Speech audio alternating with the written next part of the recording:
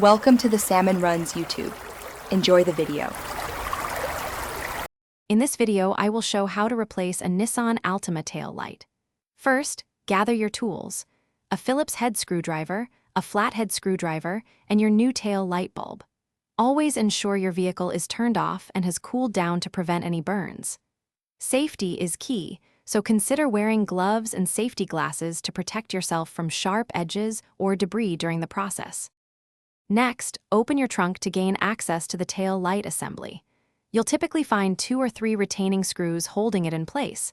Use your screwdriver to carefully remove these. Once the screws are out, gently pull the entire tail light assembly straight back from the vehicle. Avoid twisting or prying, as this could damage the housing or paint. Now that the assembly is out, locate the specific bulb you need to replace. Twist the bulb socket counterclockwise to release it from the housing. Carefully pull the old bulb straight out. Sometimes a slight wiggle helps. Insert your new bulb firmly into the socket, ensuring it's seated correctly. Avoid touching the glass of the new bulb with bare hands.